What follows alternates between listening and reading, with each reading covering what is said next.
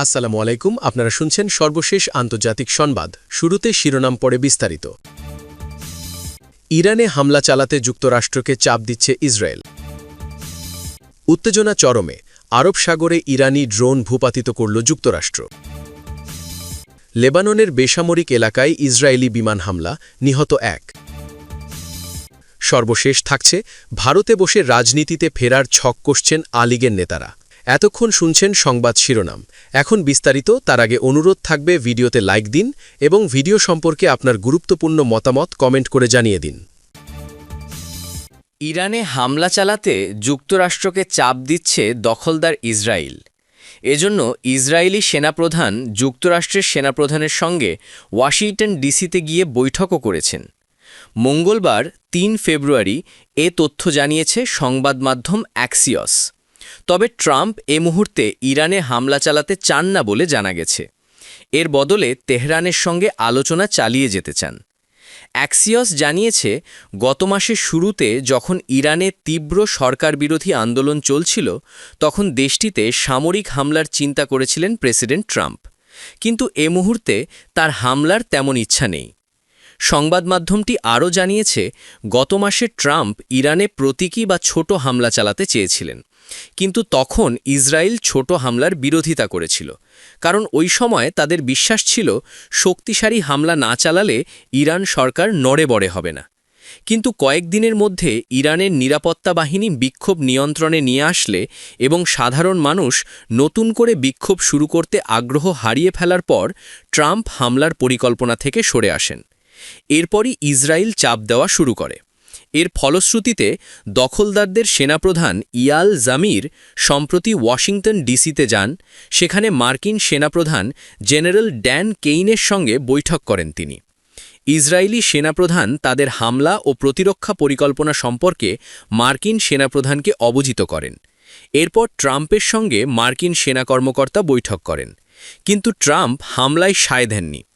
এদিকে দীর্ঘ সময়ের হুমকি পাল্টা হুমকি পর অবশেষে আলোচনায় বসতে রাজি হয়েছে যুক্তরাষ্ট্র ও ইরান।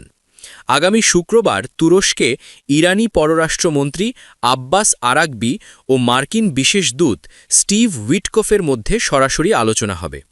তবে আলোচনা শুরুর আগেই হুমকি দিয়েছেন যুক্তরাষ্ট্রের প্রেসিডেন্ট ডোনাল্ড ট্রাম্প। ওভাল অফিসে সাংবাদিকদের এক প্রশ্নের জবাবে মঙ্গলবার ৩ ফেব্রুয়ারি তিনি বলেছেন, ইরান যদি চুক্তি না করে তাহলে ভয়াবহ কিছু ঘটবে। ট্রাম্প বলেছেন, ইরানের দিকে আমাদের জাহাজ যাচ্ছে, বড় বহর এবং সেরা। ইরানের সঙ্গে আমাদের আলোচনা চলছে, দেখা যাক কি হয়। যদি আলোচনার মাধ্যমে কোনো সমাধান হয় অসাধারণ হবে, কিন্তু যদি এর মাধ্যমে না হয় তাহলে ইরানের সঙ্গে খারাপ কিছু ঘটবে। উত্তেজনা চরমে, আরব সাগরে ইরানি ড্রোন ভূপাতিত করল যুক্তরাষ্ট্র। আরব সাগরে মার্কিন বিমানবাহী রণতরী আব্রাহাম লিঙ্কনের কাছে আগ্রাসীনভাবে এগিয়ে আসায় একটি ইরানি ড্রোন ভূপাতিত করেছে মার্কিন সামরিক বাহিনী। মঙ্গলবার এ ঘটনা ঘটে বলে মার্কিন সেনাবাহিনী জানিয়েছে। মার্কিন সামরিক বাহিনীর তথ্য অনুযায়ী ইরানের তৈরি শাহেদ ১৩৯ মডেলের ড্রোনটি অস্পষ্ট উদ্দেশ্যে বিমানবাহী রণতরীর দিকে উড়ছিল।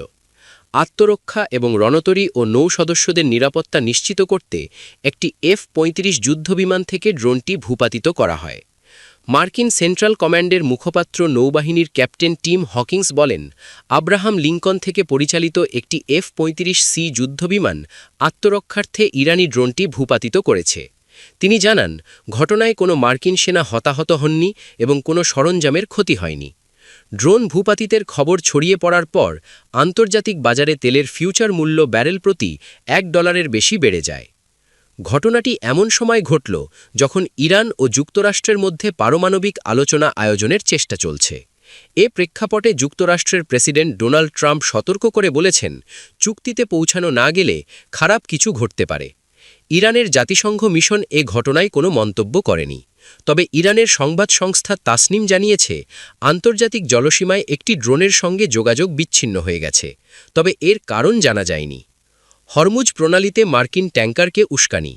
এদিকে একই দিনে ড্রোন ভূপাতিতের কয়েক ঘণ্টা পর হরমুজ প্রণালীতে আরেকটি ঘটনায় ইরানের ইসলামিক রেভলিউশনারি গার্ড কোর একটি মার্কিন পতাকাবাহী ও মার্কিন ক্রু পরিচালিত তেলবাহী জাহাজকে হয়রানি করেছে বলে অভিযোগ করেছে যুক্তরাষ্ট্র।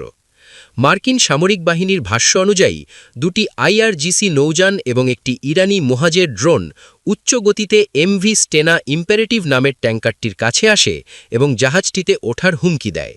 সামুদ্রিক ঝুঁকি ব্যবস্থাপনা সংস্থা ভ্যানগার্ড জানায়, ইরানি নৌযানগুলো ট্যাঙ্কারটিকে ইঞ্জিন বন্ধ করে বোর্ডিংয়ের জন্য প্রস্তুত হতে নির্দেশ দেয়, তবে ট্যাঙ্কারটি গতি বাড়িয়ে যাত্রা অব্যাহত রাখে। মার্কিন নৌবাহিনীর যুদ্ধজাহাজ ম্যাকফল ওই এলাকায় উপস্থিত থেকে ট্যাঙ্কারটিকে নিরাপত্তা দেয়। পরে পরিস্থিতি শান্ত হয়ে আসে এবং ট্যাঙ্কারটি নিরাপদে যাত্রা চালিয়ে যায় বলে জানান ক্যাপ্টেন হকিংস। লেবাননের বেসামরিক এলাকায় ইসরায়েলি বিমান হামলা, নিহত 1। যুদ্ধবিরতি লঙ্ঘন করে দক্ষিণ লেবাননের দুটি গ্রামের বেসামরিক এলাকায় ভয়াবহ বিমান হামলা চালিয়েছে ইসরায়েলি বাহিনী। সোমবারের এই হামলায় অন্তত 1 জন নিহত এবং 8 জন আহত হয়েছেন বলে জানিয়েছে লেবাননের স্বাস্থ্য মন্ত্রণালয়।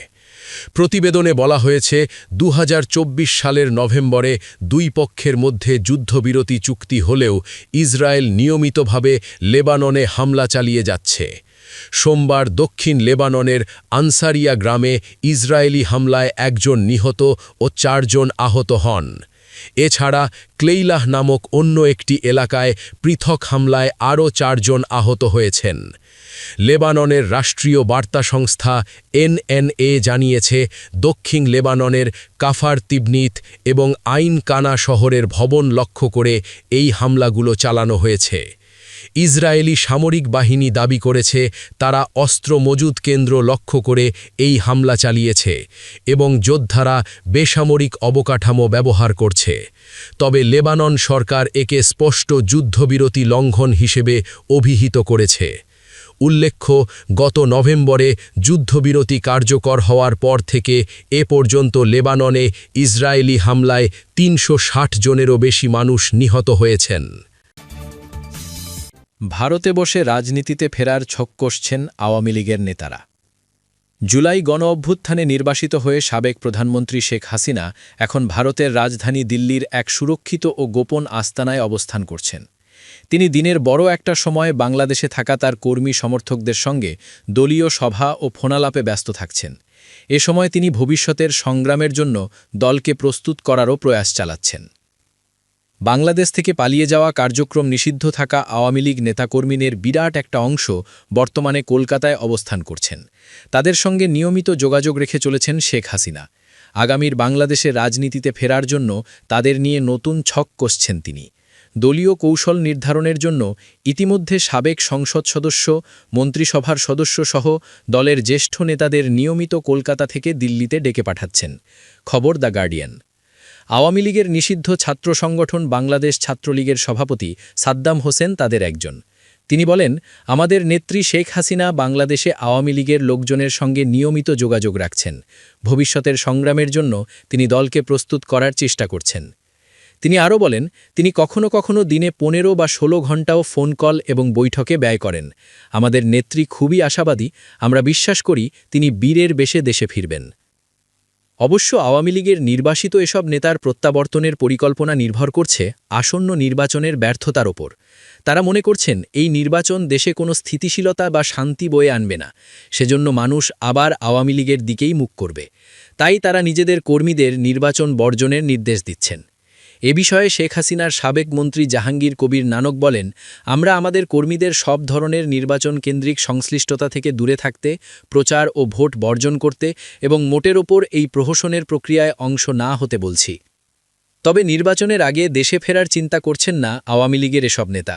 তাদের অভিযোগ, রাজনৈতিক প্রতিপক্ষ তাদের শত শত কর্মীর ওপর হামলা করেছে, হত্যা করেছে বা জামিন ছাড়াই তাদের কারাগারে আটকে রাখা হয়েছে। সেজন্য আওয়ামী লীগের অনেক কর্মী সমর্থক এখনও আত্মগোপনে রয়েছেন।